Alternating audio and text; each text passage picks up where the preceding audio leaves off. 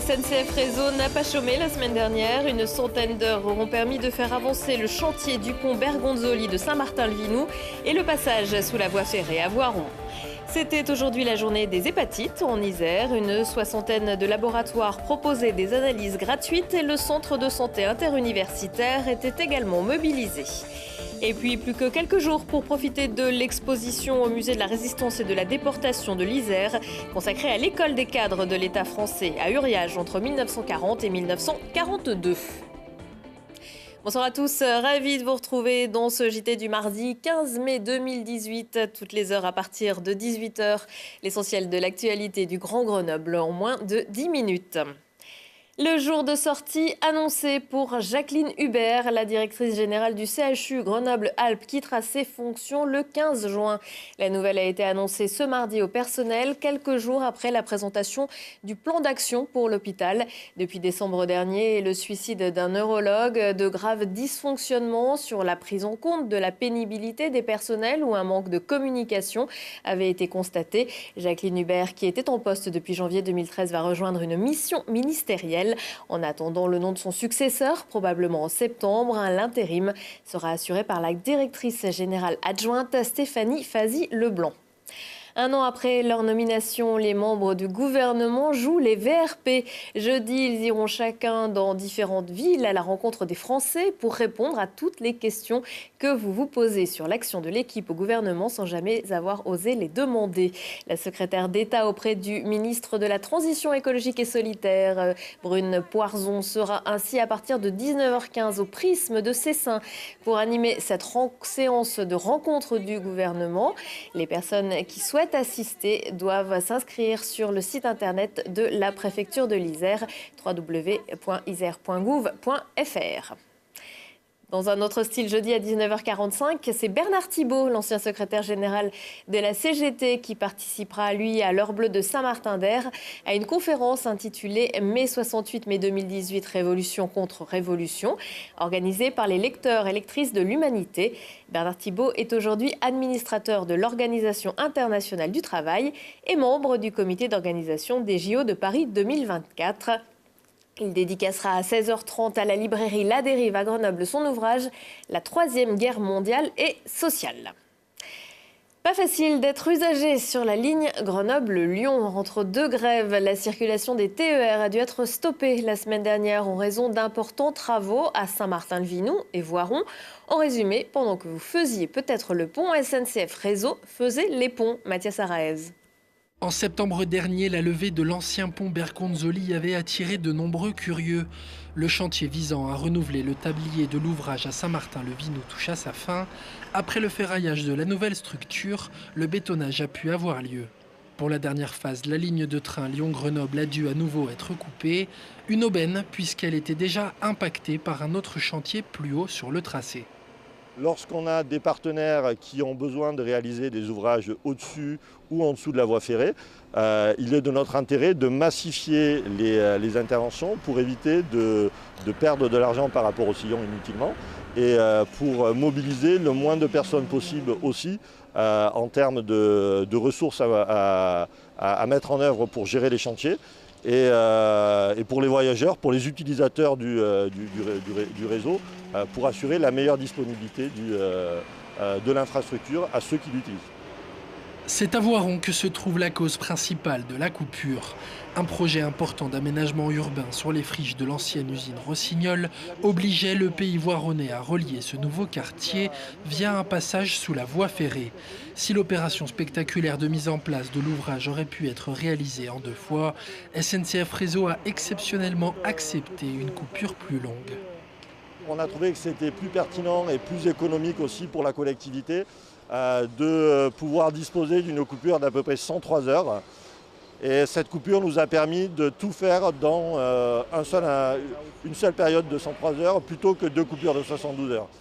Le gros œuvre terminé aussi bien pour l'un que pour l'autre, il faudra attendre octobre 2018 pour traverser le pont Bergonzoli et la mi-2019 pour passer sous le chemin de fer à Voiron. Le coût de ces travaux, un peu moins de 5 millions d'euros pour le pont Bergonzoli, pris en charge par Grenoble-Alpes Métropole. Et pour le pont sous la voie ferrée, 4,1 millions d'euros pris en charge par le pays voironnais. La Cour d'appel de Grenoble a confirmé cet après-midi la responsabilité du docteur Lekarj Goujadour et la peine de ce psychiatre de 72 ans à 18 mois d'emprisonnement avec sursis. Ce médecin hospitalier a été reconnu coupable d'homicide involontaire pour avoir autorisé son patient atteint de schizophrénie paranoïde chronique à sortir de l'établissement de Saint-Égrève.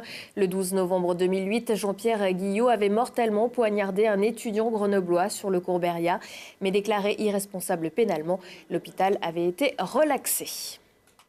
Comme le VIH, les hépatites sont transmissibles par le sang et les rapports sexuels, mais on en parle beaucoup moins.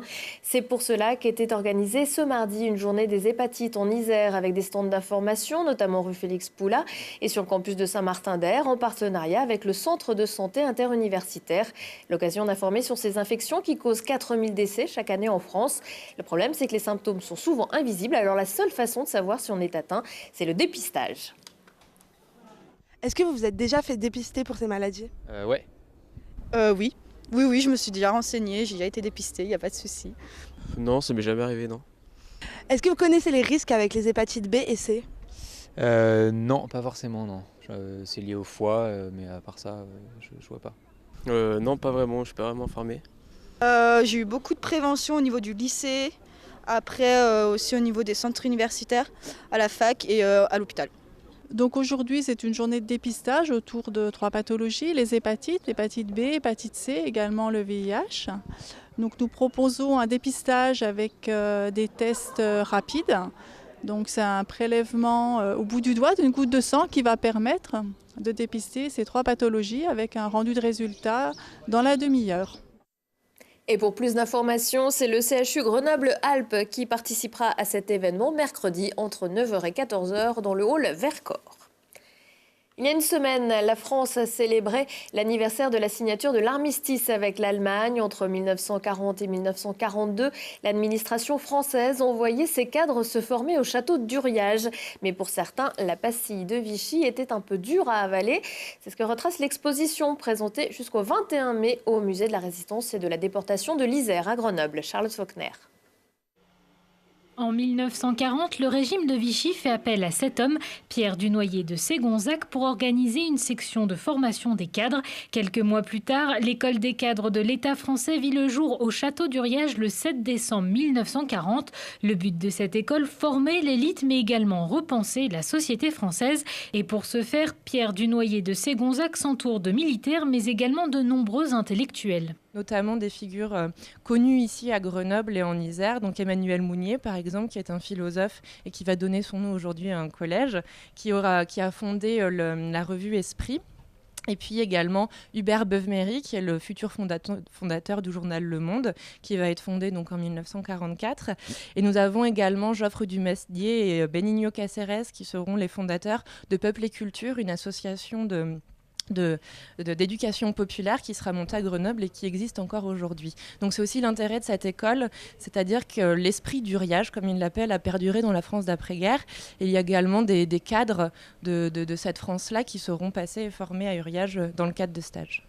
L'exposition cherche à comprendre comment une école destinée à former les élites de Vichy va mener certains de ses membres à rejoindre la résistance et ainsi faire de cette école une véritable exception en matière d'ambiguïté avec le régime de Vichy. Et ce qui fait la particularité de cette école, c'est que finalement, on va sortir progressivement et aller plus loin que cette révolution nationale qui a été voulue par le régime de Vichy. Et on va essayer de penser une France nouvelle. Et finalement, on va tellement la penser, aller tellement loin que l'école va être fermée par le régime de Vichy. Et une partie des instructeurs va rentrer dans la résistance. Et c'est là où on est sur un sujet très ambigu et très intéressant et qui méritait de faire l'objet de cette exposition. Même si l'histoire de l'école des cadres français n'a duré que 2 ans, le château d'Uriage va ensuite voir défiler d'autres écoles, comme celle des cadres de la milice française ou encore l'école militaire d'Uriage. Le département de l'Isère souhaite par ailleurs vivement agrandir le musée de la Résistance et de la déportation. Une prochaine réunion avec la ville de Grenoble serait prévue à ce sujet. Pas de panique, c'est un exercice des essais techniques des sirènes des systèmes d'alarme et d'information des populations. Le SAIP auront lieu mercredi matin à Saint-Quentin-sur-Isère, Fontaine et Montbonneau-Saint-Martin. Pour les habitants, aucune conduite particulière à avoir. À 19h15, 20h15 et 23h15, si on parlait. Aujourd'hui, au programme avec les invités de Thibault Leduc, le challenge grenoblois de course d'orientation, Noé Rennes, jeune prodige de la guitare, et le challenge Sport to Job pour faciliter l'insertion professionnelle des personnes handicapées. Prochain rendez-vous avec l'actu dans 1 heure et en replay sur télégrenoble.net. Je vous souhaite une très belle soirée.